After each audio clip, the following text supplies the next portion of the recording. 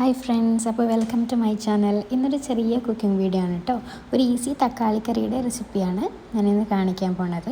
അപ്പോൾ ഇതിനു വേണ്ടി ഞാൻ 4 തക്കാളിയും ഒരു ഉള്ളിയും പിന്നെ ഒരു പച്ചമുളക് പിന്നെ ഇഞ്ചി വെളുത്തുള്ളിയാണ് എടുത്തിട്ടുള്ളത് കേട്ടോ. അപ്പോൾ ഈ കാണുന്നത് പോലെ ഉള്ളിയും പിന്നെ തക്കാളിയും അരിഞ്ഞെടുക്കണം.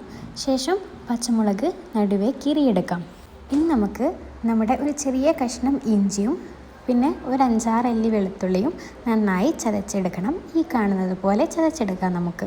എന്നിട്ട് നമ്മൾ അടുപ്പത്ത് പാൻ വെച്ച് നന്നായി ചൂടായതിന് ശേഷം നമുക്കതിൽ കുറച്ച് വെളിച്ചെണ്ണ ചൂടായതിന് ശേഷം നമുക്ക് ആവശ്യത്തിന് കടുകും പൊട്ടിച്ചെടുക്കാം. അതിനുശേഷം നമ്മൾക്ക് അരിഞ്ഞു വച്ചേക്കണ ഉള്ളിയാണ് ചേർത്ത് കൊടുക്കേണ്ടത്. എന്നിട്ട് ഉള്ളി നന്നായിട്ട് ഒന്ന് വഴറ്റിയെടുക്കാം. അധികം നന്നായി വഴറ്റിയെടുക്കണമെന്നില്ല, കുറച്ചൊന്ന് വാടി വന്നാൽ മാത്രം മതിയാകും. എന്നിട്ട് ഇതിലേക്ക് നമുക്ക് കുറച്ച് കറിവേപ്പില ഇട്ട് കൊടുക്കാം. 1-2 തണ്ട് കറിവേപ്പില നമുക്ക് ഇട്ട് കൊടുത്ത് അതിൻ്റെ കൂടെ വീണ്ടും നമുക്ക് ഉള്ളി വഴറ്റിയെടുക്കാം. ശേഷം നമുക്ക് ഇതിലേക്ക് നടുവേ കീറിയ നമ്മുടെ പച്ചമുളകും ശേഷം നമ്മൾ നന്നായി ചതച്ച് വെച്ച ഇഞ്ചി വെളുത്തുള്ളി പേസ്റ്റുമാണ് ആഡ് ചെയ്ത് കൊടുക്കേണ്ടത്. എന്നിട്ട് നമ്മളിത് നന്നായി വഴറ്റിയെടുക്കാം. ഇതിൻ്റെ പച്ചമണം മാറുന്നത് വരെ വഴറ്റിയെടുക്കാവുന്നതാണ്. ശേഷം ആവശ്യത്തിന് ഉപ്പും കുറച്ച് ഈ കാണുന്നത് പോലെ മഞ്ഞൾപ്പൊടിയും പിന്നെ ഈ ഒരു അളവിൽ മുളക് പൊടിയും നമുക്ക് ചേർത്ത് കൊടുക്കാം. ഞാൻ കശ്മീരി മുളക് പൊടിയാണ് കേട്ടോ എടുത്തിരിക്കുന്നത്. അതാകുമ്പോൾ കുറച്ച് നല്ല കളറും ഗ്രേവിയും നമുക്ക് കിട്ടും. അതുകൂടാതെ ഒരല്പം ഗരം മസാല കൂടി ഞാൻ ചേർത്ത് കൊടുക്കുന്നുണ്ട്. ശേഷം നമുക്ക് ഇതൊക്കെ നന്നായി മിക്സാക്കി ഉള്ളിയുടെ കൂടെ വഴറ്റിയെടുക്കാവുന്നതാണ്.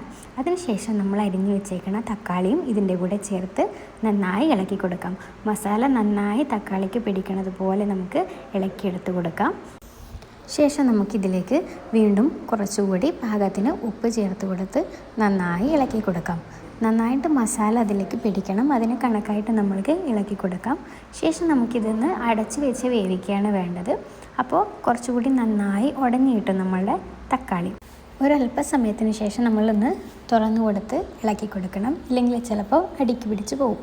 അപ്പോൾ നമ്മൾ വീണ്ടും ഒന്ന് ഇളക്കി കൊടുത്തതിന് ശേഷം വീണ്ടും അടച്ച് വെച്ച് വേവിക്കാവുന്നതാണ്. ഒരു 5-10 മിനിറ്റ് കഴിയുമ്പോഴേക്കും നന്നായി വെന്ത് വന്നിട്ടുണ്ടാവും.